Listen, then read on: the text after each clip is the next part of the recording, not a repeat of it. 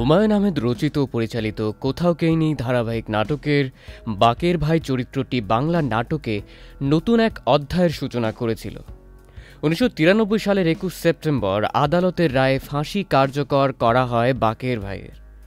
বাংলাদেশ টেলিভিশনে প্রচারিত কোথাও কেউ নেই ধারাবাহিকের প্রধান চরিত্র বাকের ভাই, যিনি চারিত্রিক দিক দিয়ে মাস্তানের মতো হলেও তার পরোপকারী স্বভাবের কারণে এলাকার লোকজনের কাছে পেয়েছিলেন বিশেষ গ্রহণযোগ্যতা।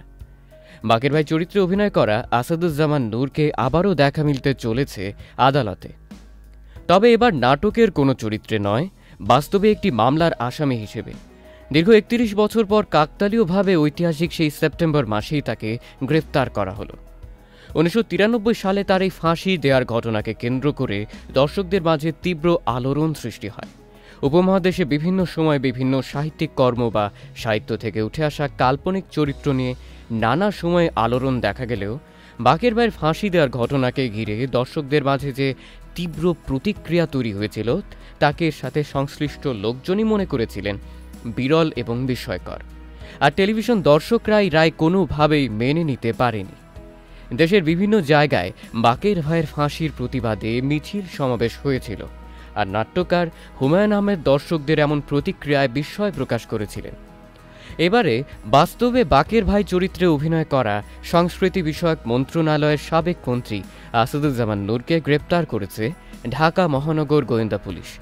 রোববার ১৫ সেপ্টেম্বর রাত ১১টায় বেইলি রোডের নওরতন কলোনি থেকে তাকে গ্রেপ্তার করা হয়। আসাদুজ্জামান নূর মিরপুর থানার একটি মামলার এজাহার নামীয় আসামি। প্রসঙ্গত ২০০১ সাল থেকে আওয়ামী লীগের হয়ে সংসদে প্রতিনিধিত্ব করছেন সাংস্কৃতিক ব্যক্তিত্ব আসাদুজ্জামান নূর।